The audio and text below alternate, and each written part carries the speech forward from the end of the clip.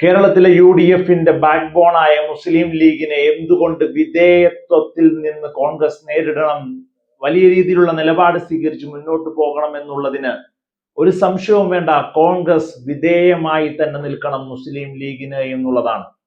എന്താണ് കാരണം? എന്നും മുസ്ലിം ലീഗിന്റെ സ്ട്രൈക്ക് റേറ്റ് 100% തൊട്ടടുത്താണ്.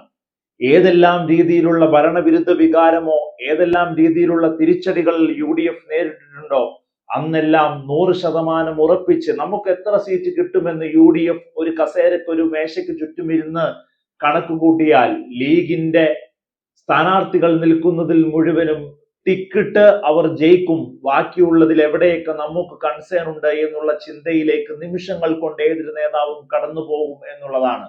അത്രമേൽ ഈ UDF എന്ന് പറയുന്ന മുന്നണിയിൽ ഒരു കേഡർ സംവിധാനമായി ഒത്തിണക്കത്തോടെ ഈ UDFന്റെ മുഴുവൻ ഘടകകക്ഷികളെയും എവിടെയെല്ലാം പ്രശ്നങ്ങൾ ഉണ്ടാവുന്നോ ആ പ്രശ്നങ്ങൾ മുഴുവനും പരിഹരിക്കാൻ UDFിലെ ഏത് ഘടകകക്ഷിയെയും അതുപോലെ തന്നെ കോൺഗ്രസും കടന്നു ചെല്ലുന്നത് പാണക്കാട്ടേക്കും സാക്ഷാൽ കുഞ്ഞാലിക്കുട്ടിയുടെയും അടുത്തേക്കാണ് എന്നുള്ളതാണ്. ആ ലീഗിനെയാണ് ചവറ്റുകൊട്ടയിലേക്ക് ഇട്ട് തട്ടുന്നത്. മാത്യു കുഴൽനാടൻ ലീഗിന്റെ വലിയ രീതിയിലുള്ള ഒരു ടേക്ക് ഈ വിഷയത്തിൽ വേണ്ട. മുഖ്യമന്ത്രി ചർച്ചയിൽ തർക്കത്തിൽ ലീഗിനോട് ഞങ്ങളൊന്നും ചോദിച്ചിട്ടില്ല ഉത്തരം പറയാൻ, ഞങ്ങൾ ലീഗിന്റെ ഒരു ആഭ്യന്തര കാര്യത്തിലും ഇടപെടുന്നില്ലല്ലോ എന്ന് പറഞ്ഞ് രാജ്മോഹൻ ഉണ്ണിത്താൻ മാത്യു കുഴൽനാടനെ ശക്തമായി പ്രത്യാക്രമണങ്ങളും നടത്തുന്നതും കഴിഞ്ഞ പകലുകളിൽ രാഷ്ട്രീയ കേരളം കടന്നു പോയതാണ് എന്നുള്ളതാണ്. ഹൈക്കമാൻഡെങ്കിലും ഒരു പരസ്പര മുന്നണി മര്യാദ കാണിക്കുമെന്ന് കരുതിയെടുത്താണ് ഹൈക്കമാൻഡും പറയുന്നത് ഒരു ഘടകകക്ഷിയുടെയും ഒത്താശയോ നിർദ്ദേശമോ മുഖ്യമന്ത്രിയെ കോൺഗ്രസിന് തീരുമാനിക്കാൻ ആവശ്യമില്ല.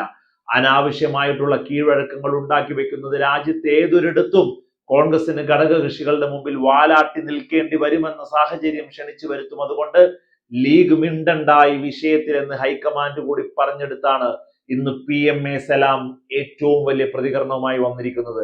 ലീഗിന്റെ സപ്പോർട്ടില്ലാതെ സഹകരണമില്ലാതെ ഒറ്റയ്ക്ക് 5 വർഷം കോൺഗ്രസെ നിങ്ങളൊന്ന് ഭരിച്ചു കാണിക്കുക എന്ന് ഒരു ലീഗ് നേതാവ് സഹികെട്ട് ഇന്ന് ഈ രാഷ്ട്രീയ പകലിൽ പറഞ്ഞിട്ടുണ്ടെങ്കിൽ അത് കോൺഗ്രസ് എന്ന് പറയുന്ന പ്രസ്ഥാനം വെച്ച് പുലർത്തുന്ന മുന്നണി മര്യാദയുടെ എക്സ്ട്രീം ലെവൽ അധപ്പതനത്തിലേക്ക് അവർ പോയി എന്നുള്ളത് കൊണ്ട് മാത്രമാണ്.